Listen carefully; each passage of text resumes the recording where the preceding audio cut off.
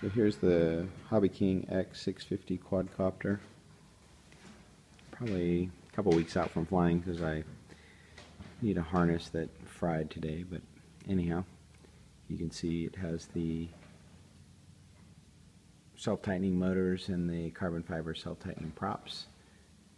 The turret gimbal, 2-axle gimbal, is mounted with the GoPro on it. I've actually tested it, hooked it up to power, and it actually works. But I don't have it hooked to the receiver yet, and I'll do that at some later date once I figure out how to fly the thing. You'll see I went with 30 amp ESCs on this copter versus the 20 amp. You can see the GPS antenna I actually mounted right on with sticky tape to the top. There is a pole, like a 10 centimeter pole that comes with it, but I found someone who said that on the x650 it works just fine mounting it like that, so we'll see. If it doesn't, I'll change it. The NASA flight controller's in there. You can see the wires going into it underneath the GPS antenna. I need to make sure that I've got my ESCs plugged in properly before I power it up. So trying to research that. You can see I've got my Futaba receiver all plugged in. And then right below I've got my battery mounted. I don't have it hooked up yet. Won't hook it up until I figure out whether my ESCs are correct.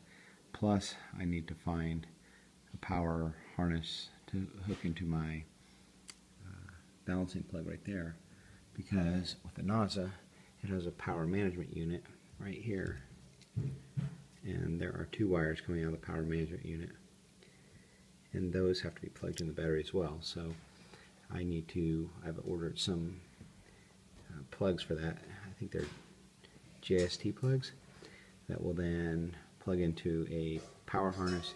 They'll plug into the balancing plug, so it'll be the same harness that's also used to power all the LED lights on it. But again, I tried to do that today and I may have had 2 wires touching, so anyhow I fired it up and it fried the harness, so now I have to wait 2 weeks to get a new one. There's the power management board for the NASA. And then that's about it. So I would research today how to program the transmitter. So I've got the transmitter all programmed with switches where I can switch it from manual to GPS mode. I also have fail-safe set up so that if I lose power or reception, the quadcopter fail-safe is set up so it'll automatically fly at 20 meters back to its original position. So that's already in place, and I've tested that it actually turns on when I turn off the receiver. So at some point when I get this thing flying, I'll have to test it.